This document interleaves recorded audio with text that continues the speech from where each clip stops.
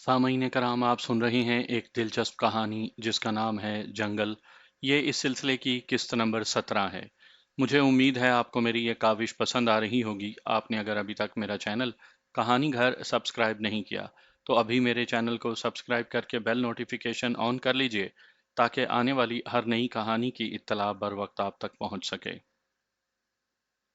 मैं उस रेस्तरां के सामने पहुंचा और रिक्शे वाले को पैसे देकर अंदर चला गया। अंदर का माहौल काफी अच्छा था और लोगों का रश भी था। मैंने एक निगाह डाली तो हैरान रह गया। एक मेज पर नदीम के साथ शहजी भी बैठी हुई थी। उसे देखकर पहला ख्याल मेरे दिमाग में यही आया कि ये जान क्यों नहीं छोड़ रही। ये क्यों बार बार हमारे सामने आ जाती है। मैं चलता हुआ उनके पास पहुंच गया। नदीम उठकर मुझसे बगलगीर हो गया। उसका जोश मुझे उसके मिलने से महसूस हुआ। इसी दौरान शहजी भी उठ गई। वो भी मुझसे बगलगीर होकर मिली। उसके अंदाज में एक अजीब सा एहसास था जिसे मैं फौरी तौर पर नहीं समझ सका। तभी मैंने बैठते ही पूछा, ये शहजी यहाँ कैसे? मैंने बुलाया है। रात मैंने इसे बता दिया था कि मैं आज तुमसे मिलने वाला हूं तो ये भी आ गई। नदीम ने मुस्कुराते हुए बताया। अच्छा, तुम इससे? मैंने पूछना चाहा तो वो जल्दी से बोला, मेरा इससे राब्ता है, हम मिलते रहते हैं। उसने हल्की सी मुस्कान के साथ बताया तो मैं समझ गया कि नादिर शाह के पास जब मुलाकात हुई थी तब से उनके दरमियान राब्ता रहा होगा। मुझे इससे कोई गर्ज नहीं थी कि उनके दरमियान राब्ता क्यों है। सो मैंने उसे नज़रअंदाज करते हुए पूछा, सुना कैसा चल रहा है? तुम सुनाओ। उसने मुस्कुराते हुए पूछा। मज़े में हूँ, सुकून है, मैंने कहा। तो शहजी हंसते हुए बेसाख्ता बोली, मैंने सुना है अभी तुम लड़कर आ रहे हो। ये तो होता रहता है, वक्त ने ये भी तोहफा दिया है मुझे। मैंने मुस्कुराते हुए कहा तो हमारी बातें यूं ही बढ़ने लगीं। वहीं बैठकर कॉफी पी चुके तो शहजी बोली, आओ असद, मेरे घर चलो। तुम्हारा घर? मैंने पूछा। हाँ ना, आओ वहीं चलते हैं, उसने उठते हुए कहा तो नदीम भी उठ गया। नदीम का अंदाज देखकर मैं भी उठ गया। पार्किंग में मौजूद कार में शहजी बैठी तो मैं पिछली नशिस्त पर बैठ गया। हम चल पड़े तो यूं ही इधर उधर की बातें होने लगी। मैं चाहता था कि उससे कत्ल के बारे में पूछूं लेकिन मैं खामोश रहा। हम कैवलरी ग्राउंड पहुंचे और एक कोठी के सामने जा रुके। गेट से लाउंज तक जाते मैंने देखा वहां काफी सारे सिक्योरिटी गार्ड थे। वहां कुछ लड़कियां भी थीं जो बिलाशुबा सिक्योरिटी पर मामूर थीं। मुझे हैरत यह हुई कि यह बाहर गई थी तो साथ में कोई सिक्योरिटी गार्ड नहीं था। यहाँ इतने लोग? यही सवाल जहन में लिए हम लाउंज में आ गए। नदीम ने सोफे पर बैठते ही सिगरेट सुलगा लिया, जिससे मुझे अंदाजा हो गया कि उसकी शहजी के साथ काफी बेतकल्लुफी हो चुकी है। मैं जैसे ही सोफे पर बैठा शहजी मेरे साथ आकर बैठ गई। तभी मैंने वो सवाल कर दिया तो चंद लम्हे मुस्कुराने के बाद बोली, किसने कहा है कि मेरे साथ सिक्योरिटी नहीं थी? पूरी एक गाड़ी थी मेरे साथ साथ, जो हमें दिखाई नहीं दी। मैंने हंसते हुए कहा तो वो भी हंस दी। तभी मैंने पूछा, ये इतना सब कुछ? मैंने चंद दिन पहले ही फैसला किया है कि अब किसी की आलाए कार नहीं बनना, खुद खेलना है। कब तक मैं रानी का हुक्म मानती रहूंगी? उसने सोचते हुए लहजे में कहा। तो मैंने जल्दी से पूछा, क्या वही काम करना है? नहीं, बिल्कुल भी नहीं, अब इज्जत से जीना है। उसने सर उठाते हुए कहा, मुझे नहीं पता तुम क्या करना चाहती हो लेकिन खुद पर इन्हिसार करके जीना मेरे नज़दीक बहुत अच्छा फैसला है। मैंने खुश दिली से कहा, अब अपने लिए जीना है यार। पैसे की कोई अहमियत नहीं है, बहुत है मेरे पास। मुझे नदीम के साथ मिलकर अपना एक सेटअप बनाना है, फिर देखते हैं क्या होता है। बहरहाल जुर्म नहीं करना। उसने तफसील बताते हुए कहा। अच्छी बात है, मैंने कहा तो वो रानी के बारे में बताने लगी कि वो क्या कुछ करती है, कैसे करती है और उसकी रसाई कहाँ कहाँ तक है। वहीं बैठे सपहर हो गई।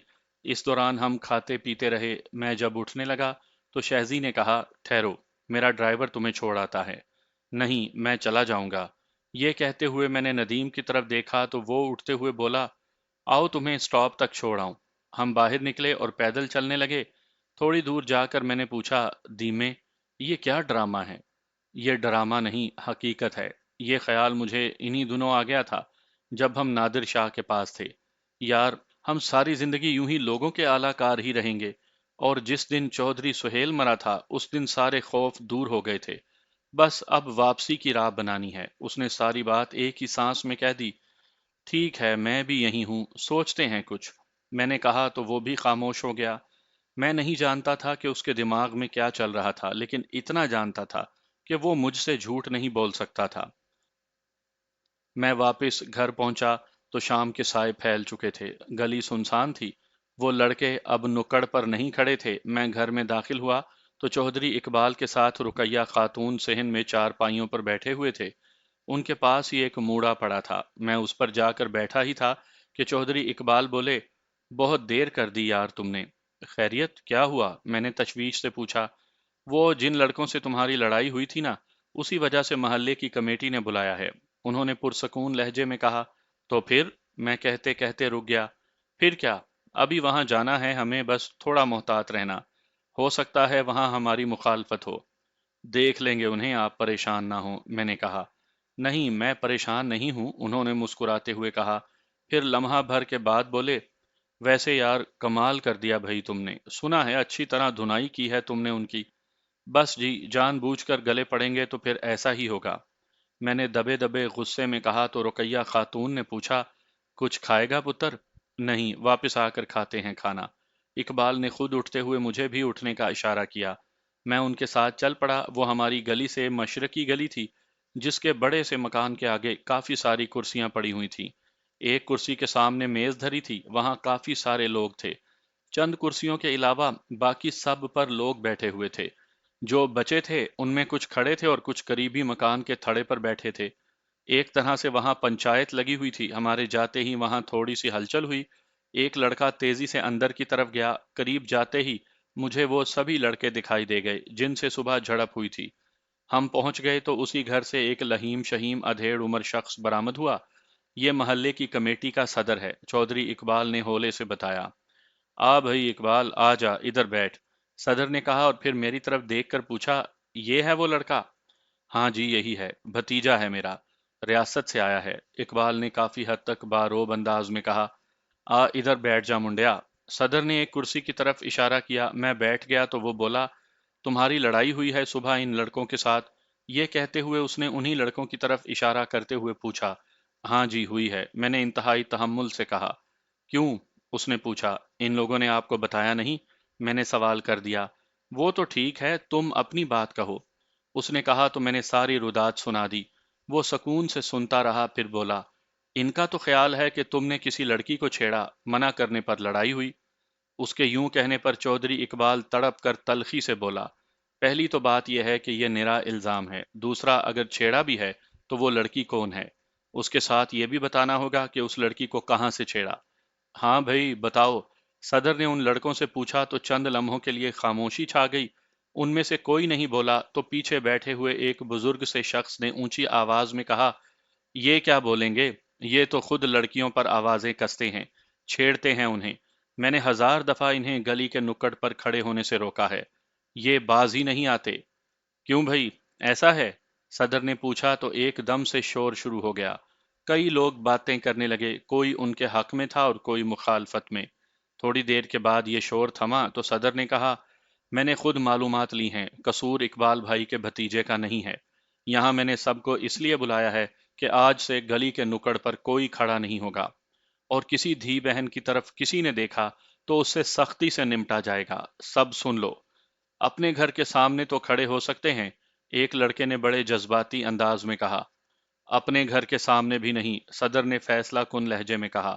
یہ کیا بات ہوئی بھلا، یہ تو کرفیو ہی لگ گیا، اسی لڑکے نے کہا۔ یہی سمجھ لو پتر، صدر نے کہا تو چودھری اقبال بولا، اور اگر کوئی نہ مانے تو مجھے بتاؤ، میرا بھتیجا کر لے گا اسے سیدھا۔ اس کا مطلب ہے کہ اب یہ یہاں بدماشی کرے گا، اسی لڑکے نے تلخی سے کہا تو صدر نے غصے میں کہا، تجھے بڑی تکلیف ہو رہی ہے، اور سب یہ سن لیں، اگر اب کسی نے میرے ساتھ کوئی ٹیڑھی حرکت کی نا تو میں اسے نہیں چھوڑوں گا، میں نے دھمکی دی۔ اس پر وہ لڑکا نہیں بولا بلکہ غصے میں سر مارتے ہوئے وہاں سے اٹھ کر چلا گیا۔ باقی لڑکے بھی چلے گئے، ہم کچھ دیر بیٹھ کر واپس آ گئے۔ رات کا نہ جانے کون سا پہر تھا، میں اچانک نیند سے بیدار ہو گیا تھا۔ میں چھت پر کمرے سے باہر صحن میں سویا ہوا تھا۔ چند لمحے مجھے سمجھ میں نہیں آیا کہ میں بیدار کیوں ہوا ہوں۔ چند لمحوں کے بعد مجھے احساس ہوا جیسے کسی نے کنکر مارا ہو۔ میں نے ادھر ادھر دیکھا، مجھے کوئی بھی دکھائی نہیں دیا۔ ارد گرد جلتے برقی کمکموں، اسٹریٹ لائٹ کی چھنتی ہوئی روشنی میں चारों की तरफ के दरो दीवार अगरचा वाजिया दिखाई नहीं दे रहे थे, लेकिन छुपे हुए भी नहीं थे। अभी मैं यही जायजा ले ही रहा था कि एक मजीद कंकर मेरे लगा। मैं चौकन्ना हो गया। ये कौन हो सकता है? अभी 2 दिन पहले तो मेरी अच्छी खासी झड़प हो चुकी थी। जाहिर है उसका रद्दे अमल तो होना था। मैं यूं ही पड़ा रहा और किसी नए कंकर के लगने का इंतजार करने लगा। मैं चारपाई पर पड़ा ऊपर आसमान की तरफ देख रहा था कि अचानक मेरी निगाह साथ वाले घर के छत की दीवार पर पड़ी। वहां एक चेहरा मुझे दिखाई दिया। फिर हाथ बढ़ा और उसके साथ ही मेरे कंकर लग गया। एकदम से मेरे बदन में सनसनी फैल गई। कोई सीधे स्वभाव फायर भी कर सकता है। क्या कंकर मारना एक वार्निंग है? यही सोचते हुए मैंने उठना चाहा तो चेहरा फिर दिखाई दिया, जैसे उसे मेरे रद्दे अमल का इंतजार हो। मैं उठकर बैठ गया तो एक हाथ आगे बढ़ा और मुझे इशारा करने लगा। इसमें कोई शक नहीं था कि यह इशारा मेरे लिए खतरनाक भी साबित हो सकता था, लेकिन मैं इससे पीछे भी नहीं हट सकता था। मैं जिस कमरे में रहता था उसकी छत पर जा पहुंचा। ओए, इधर देख! एक फंसी फंसी निस्वानी आवाज आई तो मैंने उस तरफ देखा। गर्दन से काफी नीचे तक एक ह्योला दिखाई दे रहा था। मैं चंद कदम आगे बढ़कर उसके करीब जा पहुंचा। कौन हो तुम? मैंने सरसराते हुए पूछा।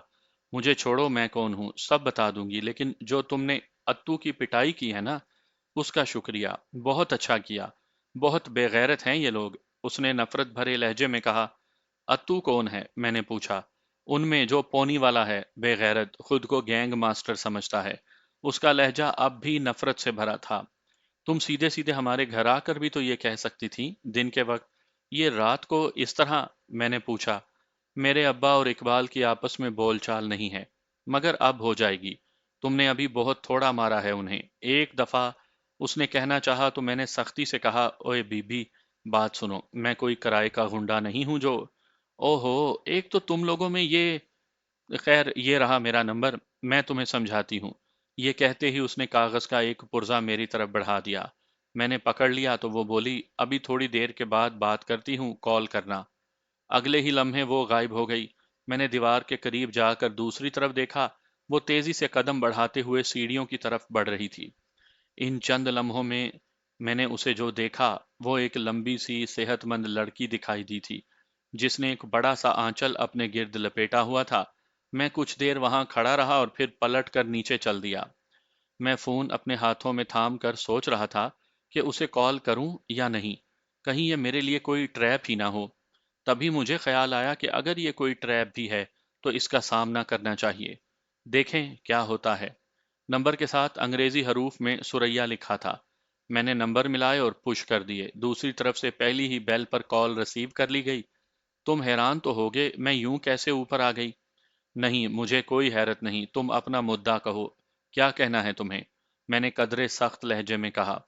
ये लोग ठीक नहीं हैं, बल्कि बहुत ही गलत हैं। ये लड़कियों को ब्लैकमेल करते हैं और किसी ताकतवर गैंग का हिस्सा हैं। उस अत्तू के पास कुछ वीडियोस हैं इसी मोहल्ले की लड़कियों की। अगर तुम उन्हें। ये कहते हुए उसकी आवाज भर आ गई, शायद उससे मजीद बोला नहीं गया था। क्या तुम्हारी भी कोई वीडियो है? मैंने पूछा। हाँ है। मेरा एक यूनिवर्सिटी फेलो था। बस वो। उसने कहा और खामोश हो गई। लेकिन मैं अकेला क्या कर सकता हूँ, वो तो सारा गैंग है। ये इत्तेफाक है कि वो उस वक्त मुझसे मार खा गए, ऐसा हर बार तो नहीं हो सकता।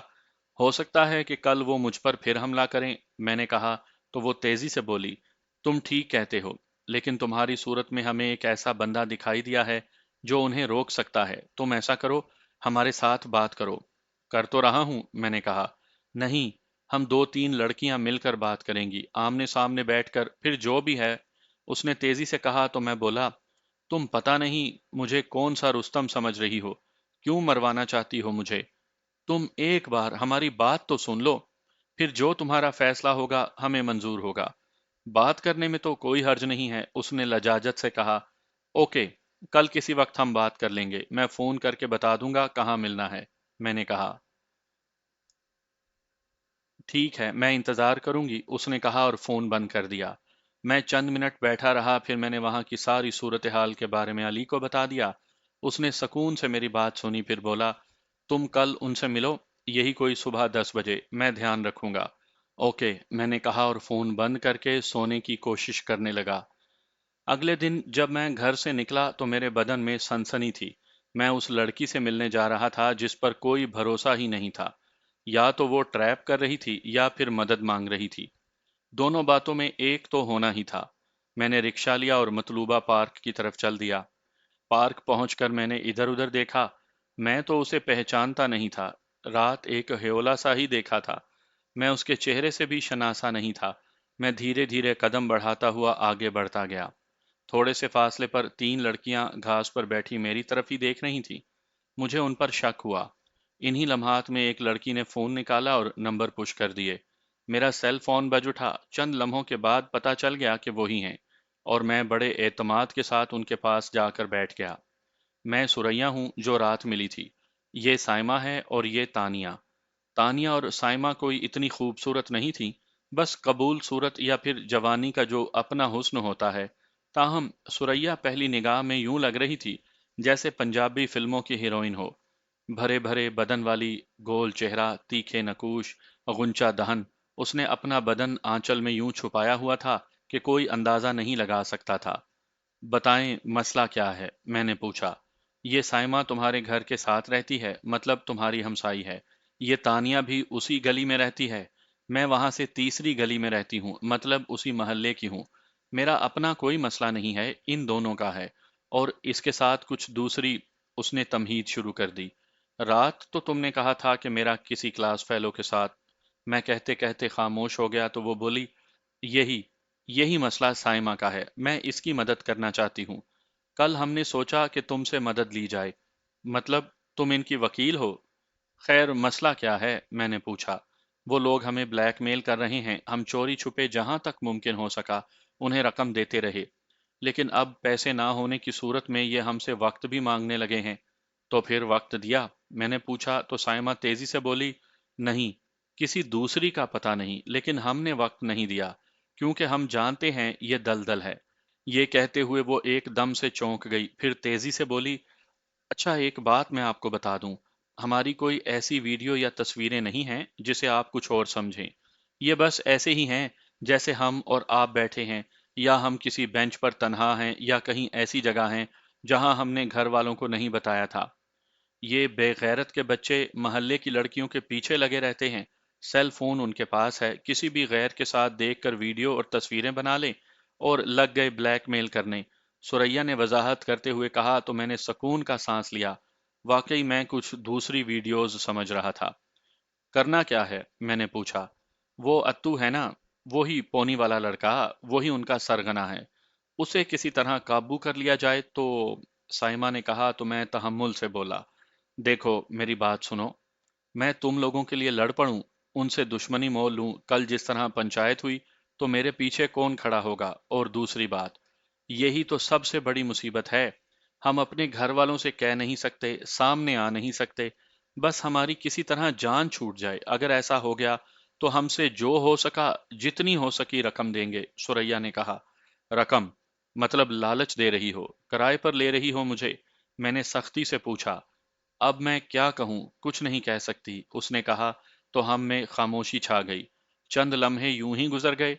उनके चेहरों पर मायूसी आया होने लगी। शायद वो यही समझ रही थी कि गलत बंदे से बात कर ली। देखो, अगर जरूरत पड़ गई तो हम आपके साथ होंगे, जैसा आप कहेंगी। तानिया पहली बार बोली थी। तभी मैंने पुरसकून से लहजे में कहा, ठीक है, मैं करता हूँ कुछ। सच? सुरैया ने बेसाख्ता कहा। कोशिश करता हूँ, मैंने कहा। तो उनके चेहरों पर काफी हद तक रौनक आ गई। अब मजीद वहां बैठना मुनासिब नहीं था, इसलिए मैंने उठते हुए कहा, ओके, मैं चलता हूँ। बैठें कुछ खाने को? साइमा ने कहना चाहा तो मैं हाथ के इशारे से मना करते हुए उठकर चल दिया। मैंने पार्क से निकलते हुए अपने इर्द गिर्द किसी को महसूस किया। कौन है जो मेरी हिफाजत पर मामूर हो सकता है? लेकिन मिजाल है मुझे एहसास हुआ हो। मैं पार्क से निकल गया। दोपहर के बाद मैं वापस घर पहुंच गया था। वापसी पर मैं काफी सारा खाना भी लेता गया। रुकैया खातून हस्बे मामूल बरामदे में बैठी हुई थी। खाना खाकर मैं ऊपर छत पर चला गया। वहां सुकून से बैठकर मैंने अली को रुदात बता दी। उसने मुझे अत्तू की तस्वीर बनाकर भेजने का कहा तो मैं मुतमईन हो गया। उस शाम मैं टहलने के लिए बाहर निकला तो गली का नुक्कड़ फिर आबाद हो चुका था। اور ان میں اتو بھی تھا۔ میں نے اپنا سیل فون نکالا اور ان کے قریب جا کر پہلے اتو کی پھر ان سب کی تصویر بنائی۔ بھائی یہ تصویر کیوں بنا رہا ہے؟ ایک لڑکے نے پوچھا۔ تاکہ صدر کو دکھا سکوں کہ تم پھر نکر پر کھڑے ہو، میں نے سکون سے کہا، جس پر اتو نے بڑے تحمل سے کہا، دیکھ بھئی اسد، میں نے تمہیں مان لیا، میں تم سے دوستی چاہتا ہوں۔ باقی رہی یہاں کھڑے ہونے کی بات، تو ہم بچپن سے یہیں کھڑے ہوتے آئے ہیں۔ یہاں ہمارے گھر ہیں، ہمارے خاندان ہیں، ہمارے لیے سب قابل احترام ہیں، لیکن تم قابل اعتبار نہیں۔ خیر میری بھی تم لوگوں کے ساتھ کوئی دشمنی نہیں، آپ کھڑے ہوں یہاں یا نہیں، مجھے تو کوئی سروکار نہیں۔ میرا تو جھگڑا ابھی تم لوگوں سے اس وجہ سے نہیں ہوا تھا، خود ہی میں نے کہنا چاہا تو اتو کے ساتھ کھڑے لڑکے نے کہا، چھوڑو یار، بس جو ہو گیا سو ہو گیا، ہم اب تمہیں کچھ نہیں کہیں گے۔ اوکے، میری طرف سے بھی کچھ نہیں ہوگا، میں نے کہا اور سب سے ہاتھ ملایا۔ انہوں نے خوش دلی سے ہاتھ ملایا تھا، میں آگے بڑھ گیا۔ کچھ دیر کے بعد میں نے تصویر بھیج دی۔ میں کافی دیر تک ادھر ادھر آوارہ گردی کرتا رہا۔ پھر جب واپس گھر آنے کے لیے گلی میں آیا تو وہی چند لڑکے پریشان حال کھڑے تھے۔ مجھے دیکھتے ہی وہ فوراً لپکے۔ اوئے خیر ہے؟ میں نے پوچھا۔ پتہ نہیں یار کون لوگ تھے، وہ اچانک آئے اور اتو کو اٹھا کر چلے گئے، ایک لڑکے نے تیزی سے بتایا۔ کوئی پولیس والے تھے؟ میں نے پوچھا۔ نہیں، ان میں کوئی وردی میں نہیں تھا، دو تین بندے تھے، اسے اٹھایا اور ایک گاڑی میں ڈال کر لے گئے، اسی نے جواب دیا۔ تو پھر کون لے جا سکتا ہے؟ میں نے مصنوعی حیرت سے پوچھا۔ پتہ نہیں، اس نے کندھے اچکاتے ہوئے کہا۔ کسی کے ساتھ کوئی دشمنی؟ میں نے پوچھا۔ کسی سے نہیں ہے، پر وہ کہتے کہتے رک گیا۔ پر کیا؟ میں نے تیزی سے پوچھا۔ بس چھوڑو، اس نے گھبراتے ہوئے کہا۔ تو میں نے زیادہ زور نہیں دیا بلکہ اس سے پوچھا کہ اس کے گھر والوں کو بتایا؟ ہاں ایک لڑکا گیا ہے، لیکن وہ کیا کریں گے، ایک باپ ہے اور ایک ماں، بھائی یہاں نہیں ہے، وہ کیا کرے گا بیچارہ؟ اس نے دکھ سے کہا۔ تو میں نے پوچھا، اور کوئی بھی نہیں ہے ان کے گھر میں؟ بتایا نا، کوئی بھی نہیں، بس باپ ہی ہے جو اب اسے تلاش کرے گا، اس نے بتایا۔ تو میں نے کہا، یار ایسا کام ہی کیوں کرتے ہو جس کا یوں خمیازہ بھگتنا پڑے؟ اچھا کوئی کام ہو تو ضرور بتانا، میں یہ کہہ کر چل دیا۔ گھر کے اندر آتے ہی میں نے علی کو فون کر دیا۔ کدھر ہے؟ وہ تمہارے یار اتو کو لایا ہوں، ابھی آ جا، کر لے اس سے بات جو کرنی ہے، اس نے کہا اور لوکیشن سمجھا دی۔ تو میں نے کہا میں آتا ہوں لیکن یہاں کی تھوڑی صورتحال دیکھ کر۔ اوکے، اس نے کہا اور فون بند کر دیا۔ میں نے گھر آ کر کھانا کھایا، مجھے چھت پر نہیں جانا تھا، اس لیے میں باہر جانے کے لیے اٹھا تو میرا فون بج اٹھا۔ وہ سوریا کی کال تھی۔ میرے ہیلو کہتے ہی اس نے پوچھا، یہ اتو کو تم نے اغوا کروایا ہے؟ مجھے اس کے پوچھنے کا انداز اچھا نہیں لگا، یوں جیسے دھمکی آمیز ہو یا پھر حکمیہ لہجہ ہو، شک بھرا تھا۔ تبھی میں نے کہہ دیا، نہیں تو ابھی تو میں پلان کر رہا ہوں۔ تمہیں پتہ چل گیا ہے ویسے؟ اس نے پوچھا۔ ہاں ابھی تھوڑی دیر پہلے، گلی میں تو ہلچل مچ گئی ہے، میں نے کہا۔ ہاں اس کی ماں بیچاری بہت رو رہی ہے، اس نے بتایا۔ ممکن ہے اس نے کوئی ڈرامہ کر دیا ہو غائب ہونے کا، بے عزتی تھوڑی ہوئی ہے، مجھ سے صلح کرنا چاہتا تھا، میں نے جان بوجھ کر کہا۔ کیا تمہارے خیال میں ایسا ہو سکتا ہے؟ اس نے پوچھا۔ اور کیا، بہت ڈرا ہوا ہے مجھ سے، میں نے کہا۔ اوہ، تو بھلے اس کے واپس آنے کا انتظار کرنا پڑے، اس نے مایوسی سے کہا۔ ہو سکتا ہے اسے یہ خوف ہو کہ تم لوگ، یہ کہتے ہوئے میں رک گیا، پھر تیزی سے پوچھا، کہیں تم لوگوں میں سے کسی نے ہمارا پلان بتا تو نہیں دیا؟ نہیں نہیں، کم از کم میں نے تو نہیں بتایا، باقیوں سے پوچھتی ہوں، اس نے کہا۔ تو میں سختی سے بولا، ضرور پوچھو، لگتا ہے ہمارا پلان کہیں اسے پتا چل گیا ہے، ایسا ہی ہوا ہے کچھ، ورنہ وہ غائب نہ ہوتا۔ پتا کرتی ہوں، اس نے کہا۔ تو میں تیزی سے بولا، پتا کرو جلدی، میرے لیے تو مصیبت کھڑی ہو جائے گی۔ تمہارے لیے کیوں؟ اس نے تنک کر پوچھا۔ ظاہر ہے اگر پولیس آ گئی تو وہ مجھ سے پوچھ گچھ کریں گے، میری تازہ تازہ تو لڑائی ہوئی ہے، جن پر شک ہو پہلے انہیں ہی اٹھاتے ہیں، اب چاہے میری رات تھانے ہی میں گزرے، میں نے غصے میں کہا۔ اوکے اوکے، معلوم کرتی ہوں، اس نے کہا اور فون بند کر دیا۔ میں نکل کر گلی میں آ گیا، وہاں کوئی نہیں تھا، ظاہر ہے اب لڑکے وغیرہ وہاں تو نہیں ٹھہر سکتے تھے۔ میں نکلا اور سیدھا علی کے پاس جا پہنچا۔ یہ وہی نو تعمیر شدہ کوٹھی تھی جہاں میں ایک بار پہلے وسیم کے ساتھ جا چکا تھا۔ ایک کمرے میں علی موجود تھا، میں اس کے قریب جا بیٹھا۔ چند منٹ یوں ہی باتوں کے بعد اس نے کہا، جاؤ جو باتیں کرنی ہیں اتو سے کر لو، وہ کوئی بات بتاتا ہے تو گپ شپ کرتے ہیں۔ میں اٹھا اور اوپر والے کمرے تک چلا گیا۔ اس کمرے میں کسی قسم کا کوئی سامان نہیں تھا، بالکل خالی کمرہ تھا، जिसके नंगे फर्श पर अत्तू पड़ा हुआ था। आहट सुनकर उसने सर उठाकर देखा, मुझ पर निगाह पड़ते ही गजबनाक अंदाज में बोला, अच्छा तो ये बेगैरती तुमने की है, नहीं बाज आए ना। मैं उसके करीब फर्श पर ही बैठ गया।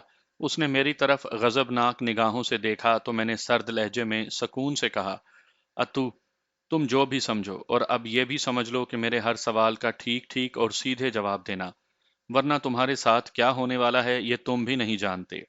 कौन से सवाल? उसने तीखे अंदाज में पूछा। जो भी मैं पूछूं, झूठ बोलने के बाद भी तुम्हें सच बोलना पड़ेगा, ये याद रखना। मैंने उसी सर्द लहजे में कहा तो वो अक्खड़ लहजे में बोला, पूछो क्या पूछते हो। क्या तुम अपने दोस्तों के साथ लड़कियों को किसी भी तरह ब्लैकमेल करते हो? मैंने पूछा। बिल्कुल नहीं, ये झूठ है, उसने भड़क कर कहा। मुझे ये पता चला है कि तुम और तुम्हारे यार दोस्त लड़कियों का पीछा करते हो और उनकी तस्वीरें और वीडियोस बनाकर उन्हें ब्लैकमेल करते हो। मैंने पूछा तो वो चंद लम्हे मेरी तरफ हैरत से देखता रहा, फिर जब बोला तो उसके लहजे में गहरी हैरत थी। नहीं असद, ये तुम्हें किसी ने बहुत ही गलत बताया है। अगर ऐसा हुआ तो? मैंने इंतहाई एतमाद से पूछा। तो फिर तुम जो चाहे मेरे साथ कर सकते हो, मैं उफ तक नहीं करूंगा। लेकिन यूं सुने सुनाए इल्जाम पर मेरे साथ तुम जो भी करोगे वो जुल्म होगा। आखिरी लफ्ज कहते हुए उसके लहजे में बेचारगी दर आई। फिर एक सवाल पैदा होता है, कोई तुम्हारे साथ दुश्मनी क्यों करेगा? सिर्फ तुम्हारे साथ? मैंने पूछा। देखो असद, मोहल्ले में थोड़ा रोब रखने को हम यार दोस्त जरूर कुछ ना कुछ कर लेते हैं, लेकिन लड़कियों के मामले में मैं बेगैरत नहीं हूं। तुम पूरी तसल्ली कर लो। ये कहते हुए वो चौंक कर बोला, लेकिन मोहल्ले में एक औरत से मेरी दुश्मनी है, मुझे उस पर शक है। जिस दिन तस्दीक हो गई उसी दिन मैं उसे कत्ल कर दूंगा। मोहल्ले में औरत से दुश्मनी? मैं समझा नहीं। मैंने पूछा। ये एक राज की बात है, उसने हौले से कहा। बोलो, मैं सुन रहा हूं। मैंने तहम्मुल से कहा। तहमीना मेरी मोहब्बत थी, हम दोनों ही एक दूसरे को चाहते थे। हम शादी करना चाहते थे, बस मेरी जॉब का इंतजार था। फिर एक दिन अचानक पता चला कि उसकी मंगनी होने वाली है। दुबई से कोई लड़का है, बस चट मंगनी और पट ब्याह वाला मामला हुआ। देखते ही देखते वो दुबई वाले के साथ चली गई। फिर उसके बाद तहमीना का पता नहीं चला कि कहाँ गई। वो पलट कर वापस अपने वालदैन के पास भी नहीं आई। वो खानदान भी महल्ला छोड़कर जा चुका है। ये तो तुम्हारी अपनी राम कहानी हो गई। वो औरत कौन है जिससे दुश्मनी है? मैंने फिर तहम्मुल से पूछा तो वो बोला, हमारे साथ वाली गली में एक सफिया नामी औरत रहती है, सोशल वर्कर है, खास तौर पर रिश्ते करवाती है। उसी ने रिश्ता करवाया था। तो इसमें दुश्मनी वाली क्या बात हुई? उसके वालदैन ने चाहा तो रिश्ता हो गया। वो दुबई या कहीं भी अपने ससुराल चली गई? मैंने गुस्से से कहा। नहीं, जब मैंने कुछ अरसे बाद तहकीक की तो पता चला कि ऐसे कई रिश्ते हो चुके हैं कि लड़की ब्याह कर गई और फिर वापस नहीं लौटी। तहमीना के वालदैन का भी उसके साथ यही झगड़ा था। वो औरत गलत है, लेकिन इसका कोई सबूत मेरे पास नहीं है, वरना अब तक मैं उसका कत्ल कर चुका होता। उसने दांत पीस कर कहा। मैंने महसूस किया कि वो जब भी उस सफिया का नाम लेता था, इंतहाई नफरत उसके लहजे में आ जाती थी। तुम्हारा क्या ख्याल है कि ये उसने मुझे बताया होगा और मैंने तुम्हें यहाँ ला पटका? मैंने पूछा। मुझे नहीं मालूम तुम मुझे यहाँ क्यों लाए हो, लेकिन ये इल्जाम उसके सिवा कोई मुझ पर नहीं लगा सकता, क्योंकि तकरीबन एक माह से मैं उसके पीछे पड़ा हुआ हूँ। मैं उसके बारे में कोई सबूत लेना चाहता हूँ। इसके लिए मेरे दोस्त भी मेरे साथ हैं। उसने कहा तो मैं एक बार सोचने पर मजबूर हो गया। मुमकिन है वो सच कह रहा हो। मैंने चंद लम्हे सोचा और फिर बोला, अच्छा मैं एक फोन करने लगा हूँ, खामोशी से सुनना, आवाज पहचान सको तो मुझे बाद में बताना। उसके बाद मैं तुमसे बात करता हूँ। ठीक है, उसने कहा। तो मैंने जेब से सेल फोन निकाला, सुरैया के नंबर पुश किए और राबता हो जाने का इंतजार करने लगा। स्पीकर मैंने ऑन कर दिया था। चंद लम्हों के बाद उसकी आवाज उभरी तो मैंने पूछा, अत्तू का कुछ पता चला? अभी तक तो नहीं, तुम कहाँ हो? उसने पूछा। मैं जरा साइड पर हूँ, घर में तो अभी तक कोई पुलिस वाला नहीं आया। खैर, तुम बताओ, अपनी सहेलियों से पूछ लिया? मैंने जवाब देते हुए पूछा तो वो तेजी से बोली, किसी ने कुछ नहीं बताया, लगता है वो खुद ही कहीं गायब हुआ है। अच्छा, सुबह तक तो पता चल ही जाएगा, मैंने कहा। हाँ, देखो क्या होता है, उसने कहा। तो मैंने बात समेट कर कॉल बंद कर दी। मैंने फोन जेब में रखते हुए अत्तू की तरफ देखते हुए हौले से पूछा, हाँ बोल। असद, भले तुम मुझे मार दो, लेकिन मैं यही कहूंगा कि तुम मेरे साथ ड्रामा कर रहे हो। مجھے 1000% یقین ہو گیا ہے اس ڈرامے کے پیچھے اسی بے غیرت عورت کا ہاتھ ہے۔ اس کے لہجے میں احتجاج تھا۔ ٹھیک ہے اتو، ابھی میں تمہیں کچھ نہیں کہتا۔ میں تمہاری بات کی تصدیق کروں گا، پھر دیکھا جائے گا۔ میں نے اٹھتے ہوئے کہا تو وہ انتہائی جذباتی انداز میں بولا، خدا کے لیے تحقیق کرو، میں سچا ثابت ہوں گا اور وہ عورت جھوٹی ثابت ہوگی۔ یار اتنی اندھیر نگری ہے۔ میں نے اسے کوئی جواب نہیں دیا اور کمرے سے باہر نکل گیا۔ میں نے علی کے پاس آ کر اسے ساری صورتحال بتائی تو وہ پوری یک سوئی سے میری بات سنتا رہا، پھر بولا، تو اس کا مطلب ہے کہ اس صفیہ نامی عورت کو چیک کرنا ہے؟ میرا تو یہی خیال ہے، میں نے کہا تو وہ بولا، اسی سریا کے رابطے سے صفیہ تک پہنچو، وہ بھی کل شام سے پہلے تک، باقی میں دیکھ لیتا ہوں۔ ٹھیک ہے، میں دیکھتا ہوں، میں نے کہا۔ تھوڑی دیر مزید گپ شپ کے بعد علی کا ڈرائیور مجھے میرے محلے سے تھوڑی دور چھوڑ گیا۔ فون بجنے پر میری آنکھ کھلی۔ صبح کا اجالا پھیل چکا تھا۔ میں نے فون اٹھا کر دیکھا، سکرین پر سریا کے نمبر تھے۔ میں نے فون اٹھایا تو وہ تیزی سے بولی، واپس گھر نہیں آئے؟ نہیں، میں تو گھر میں ہوں، کیوں کیا ہوا؟ میں نے پوچھا۔ میں نے رات اوپر سے تمہیں دیکھا تھا لیکن تم چارپائی پر نہیں تھے۔ اس نے بتایا تو میں نے پوچھا، مطلب رات تم پھر آئی تھی؟ ہاں نا، مجھے تم سے بات کرنی ہے، اس نے کہا۔ کیا بات کرنی ہے؟ میں نے پوچھا۔ پہلے کچھ دکھانا ہے، پھر تم سے بات کرنی ہے۔ ایک نیا معاملہ بن گیا ہے۔ میں تو اتو ہی کو بلیک میلر سمجھتی تھی، اس کا ایک دوست بھی نکل آیا ہے۔ کب تک پہنچ سکو گے پارک؟ اس نے پوچھا۔ یہی کوئی 2 گھنٹے لگ جائیں گے، میں نے کہا۔ چلو آ جاؤ، وہیں اسی پارک میں۔ یہ کہتے ہوئے اس نے فون بند کر دیا۔ میں سوچنے لگا کہ یہ اچانک سریا کو ملاقات کی کیا سوجھی، اور رات یہ اوپر چھت پر آئی۔ چونکہ مجھے رات دیر ہو گئی تھی اس لیے میں باہر نہیں سویا، اندر کمرے میں ہی لیٹ گیا تھا۔ میں نے علی کو فون کر کے بتایا تو وہ بولا، اس سے ملو، یہ ضروری ہے۔ ٹھیک ہے، میں نے کہا اور فون بند کر دیا۔ مجھے تیار ہو کر ناشتہ کر کے باہر نکلنے میں 2 گھنٹے لگ گئے۔ جب تک میں پارک پہنچا تو 2 ڈھائی گھنٹے سے اوپر ہو چکے تھے۔ میں پارک کے مین گیٹ پر پہنچا، ادھر ادھر کسی کو محسوس کرنے کی کوشش کی لیکن مجھے کوئی ایسا دکھائی نہیں دیا۔ میں نے گیٹ کے جانب قدم بڑھائے ہی تھے کہ میرا فون بج اٹھا۔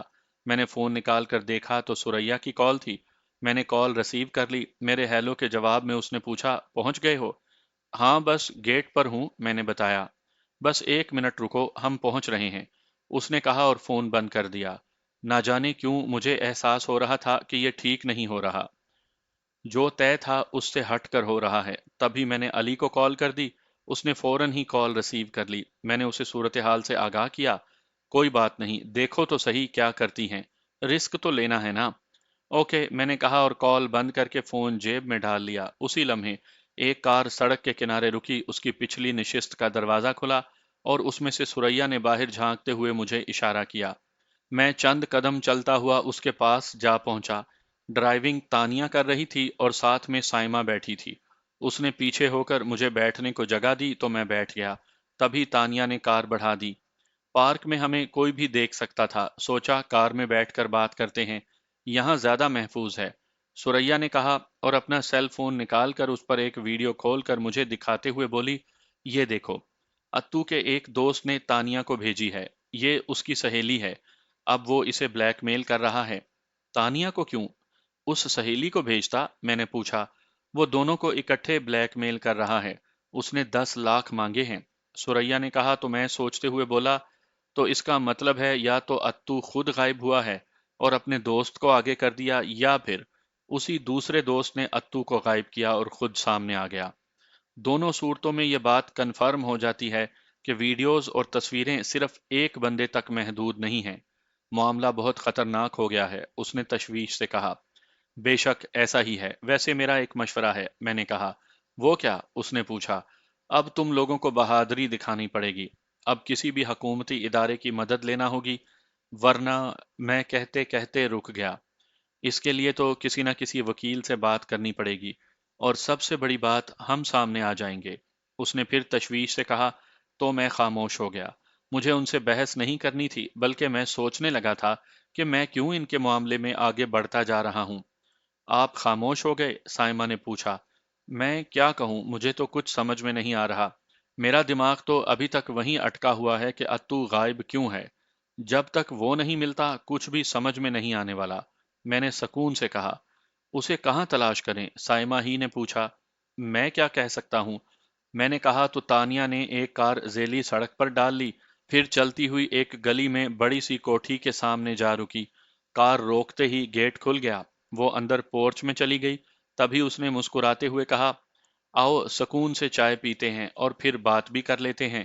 آؤ، سوریا نے کہا اور کار سے اتر گئی۔ وہ دونوں بھی اتریں تو مجھے بھی اترنا پڑا۔ ہم چلتے ہوئے لاؤنج میں آ گئے۔ کافی حد تک سجا ہوا وہ لاؤنج خوشبو میں بسا ہوا تھا۔ ہم ابھی بیٹھے بھی نہیں تھے کہ اندر سے جو عورت برآمد ہوئی اسے دیکھ کر میں حیران رہ گیا۔ وہ رانی تھی، وہی رانی جو مجھے نادر شاہ کے فارم ہاؤس پر ملی تھی۔ وہ سیدھی چلتی ہوئی بالکل میرے مقابل آ کر کھڑی ہو گئی۔ وہ سیدھی میری آنکھوں میں دیکھ رہی تھی، اس کی آنکھیں غصے سے دہک رہی تھیں۔ میں اپنے سامنے رانی کو دیکھ کر حیران رہ گیا تھا۔ ابھی میں سوچ ہی رہا تھا کہ اس نے گرجدار آواز میں پوچھا، اتو کہاں ہے؟ مجھے نہیں پتا، میں نے کہا۔ جواب میں اچانک ہی ایک گھونسا میری ناک اور گال پر پڑا۔ میں پیچھے کی طرف لڑکھڑا گیا۔ وہ مجھے مارنے کے لیے لپکی تو میں نے لاشعوری طور پر اس کا ہاتھ پکڑنے کی کوشش کی، تبھی پیچھے سے میری کمر پر ٹھوکر پڑی۔ میں نے گھوم کر دیکھا تو وہ سوریا تھی۔ وہ دونوں مجھ پر پل پڑی۔ میری ناک سے خون بہنے لگا تھا۔ میں نے لمحوں میں خود کو سنبھال لیا اور آگے بڑھ کر اس کا وار بچانا چاہا تو گلدان میرے سر پر آ پڑا۔ میری آنکھوں کے سامنے اندھیرا چھا گیا۔ میں چکرایا اور کسی نادیدہ سہارے کے لیے ہاتھ بڑھایا، لیکن میرے ہاتھ کچھ نہیں آیا۔ میں چکرا کر قالین پر گر پڑا۔ میں بالکل بے ہوش نہیں تھا، مجھے آوازیں سنائی دے رہی تھیں، لیکن کوشش کے باوجود میں اٹھ نہیں پا رہا تھا۔ میں چند لمحے یوں ہی لیٹا رہا، پھر لگا جیسے میری قوت بحال ہو رہی ہے۔ میں آنکھیں موندے لیٹا رہا۔ ان سب کو تشویش تھی کہ کہیں گلدان زیادہ قوت سے تو نہیں لگ گیا اور میں بے ہوش ہو گیا ہوں۔ میرے سر میں شدید درد ہو رہا تھا، لیکن میں نے ان کی آوازوں کی سمت کا تعین کیا، پھر ایک دم سے اٹھ کر کھڑا ہو گیا۔ وہ چاروں میرے سامنے تھی۔ اب میرے لیے دو ہی راستے تھے، ان سے بھڑ جاؤں یا باہر کی سمت بھاگ جاؤں۔ میں نے کن اکھیوں سے باہر کا راستہ دیکھا، لیکن اسی لمحے تانیہ نے پسٹل نکالا اور اس کا سیفٹی کیچ ہٹا کر نفرت سے بولی، ذرا سی بھی حرکت کی تو گولی مار دوں گی سالے کو۔ میں ساکت ہو گیا۔ میرا باہر بھاگ جانے کا منصوبہ تو فیل ہو گیا تھا۔ تبھی اچانک میرے دماغ میں آیا، آخر یہ میرے خلاف کیوں ہو گئی ہیں؟ یہ تو پتہ چلانا چاہیے۔ یہ سوچتے ہی میں نے خود کو ڈھیلا چھوڑ دیا اور اپنا سر پکڑتا ہوا چکراتا ہوا قالین پر بیٹھ گیا۔ تبھی رانی نے طنزیہ لہجے میں کہا، بڑا شور سنتے تھے اس کا، یہ پڑا ہے گدھے کی طرح۔ یہ کہہ کر وہ آگے بڑھی اور میری پسلیوں میں ٹھوکر مارتے ہوئے بولی، اٹھ بے غیرت اور میری باتوں کا جواب دے۔ میں نے بمشکل آنکھیں کھولیں اور ہلکی سی آواز میں کہا، پوچھو، اتو کہاں ہے؟ مجھے نہیں معلوم، میں نے ہلکے سے کہا۔ اچھا چل یہ بتا کہ تجھے اس محلے میں رہنے کے لیے کس نے بھیجا ہے؟ اب یہ مت کہنا کہ پتہ نہیں، اس نے طنزیہ لہجے میں کہا۔ تو میں سمجھ گیا کہ وہ سوریا کے ذریعے مجھے ٹریپ کروا رہی تھی۔ اب اس کے پیچھے کیا مقصد تھا یہ پوچھنا باقی تھا۔ اقبال میرے دور کے رشتہ دار ہیں اور میں گاؤں سے بھاگ کر ان کے پاس پناہ لینے آیا ہوں۔ بکواس کرتا ہے سالہ، تانیہ نے نفرت سے کہا۔ اتو کو اٹھانے والے لوگ کون ہیں یہ بتاؤ؟ سوریا نے آگے بڑھ کر میرے ٹھوکر ماری تو میں بل بلا اٹھا۔ بات مجھے سمجھ میں آ چکی تھی۔ ان عورتوں کا تعلق کہیں نہ کہیں اس صفیہ نامی سوشل ورکر سے ضرور تھا۔ اتو سچ کہہ رہا تھا۔ جیسے ہی میرے ذہن میں تانے بانے سیدھے ہوئے، میں خود کو ایک ایسی سطح پر لے آیا جہاں میں ان پر حملہ کر سکتا تھا۔ نہیں بتاتا تو گولی مار دو، پولیس کو بتا دیں گے کہ یہ ہمیں عورتیں سمجھ کر ڈکیتی مارنے آیا تھا، رانی نے کہا۔ تو میں سمجھ گیا کہ یہ مجھے خوفزدہ کر رہی ہیں۔ پانی، میں نے انتہائی نڈھال ہونے کی اداکاری کرتے ہوئے ہولے سے کہا تو وہ کرخت لہجے میں بولی، مل جائے گا پانی، پہلے میرے سوالوں کا جواب دو۔ پانی، میں نے یوں کہا جیسے اس کا سوال سنا ہی نہ ہو۔ میں کہتی ہوں میرے سوال کا جواب دو۔ اس نے چیختے ہوئے مکہ میرے سینے پر مارا، پھر میری گردن پر ہاتھ رکھ کر دبانا چاہا تو میں نے اس کی کلائی پکڑ لی، پھر یوں زور سے اسے اپنے اوپر لٹا لیا کہ وہ پوری میرے اوپر آ گئی۔ میں گولی لگنے کے خطرے کو کم سے کم کرنا چاہتا تھا۔ میں نے اسے اپنے ساتھ لگا کر ایک جھٹکا دیا تو اس کی چیخ نکل گئی۔ وہ تڑپی تو میں نے اسے چھوڑا اور اس کی گردن اپنے ہاتھوں میں لیتے ہوئے کہا، بس اب۔ وہ غرغرانے لگی تو تانیہ نے چیختے ہوئے کہا، چھوڑ دو اسے ورنہ گولی مار دوں گی۔ میں نے اس کی سنی انسنی کرتے ہوئے پوری قوت سے اس کے منہ پر گھونسا مارا۔ وہ چکرا گئی۔ اس کے ساتھ ہی میں نے اسے چھوڑا اور اٹھ گیا۔ तभी तानिया ने निशाना लेकर फायर कर दिया। मैं उससे चंद फुट के फासले पर था। जब तक वो दूसरा फायर करती, मैं उसके दाएं पहलू तक जा पहुंचा। इससे पहले कि वो मुड़कर फायर करती, मैंने उसकी कमर में हाथ डालकर उसे ऊपर उठा लिया। उसका इतना ज्यादा वजन नहीं था। थोड़ा ऊपर उठाकर मैंने उसे जोर से मेज पर दे मारा। उसकी आवाज तक नहीं निकली, वो वहीं ढेर हो गई।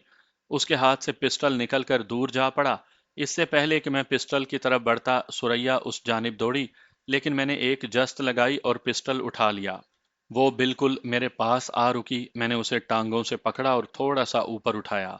वो वजनी थी लेकिन फिर भी लड़खड़ा गई। मैं तेजी से उठा और लड़खड़ाती हुई सुरैया के सीने पर कोहनी मारी। वो पीछे की तरफ हुई तो पूरी कुवत से उसकी पिंडली पर ठोकर मारी और वो गिर गई। मैंने दूसरी ठोकर उसके मुंह पर मारी और उसकी चीख निकल गई। मैं शायद अभी उसकी मजीद ठुकाई करता कि दाखिली दरवाजा खुला और अली अपने 2-3 बंदों के साथ अंदर दाखिल हुआ। उसने एक निगाह में ही सारी सूरत हाल भांप ली थी। रुको असद।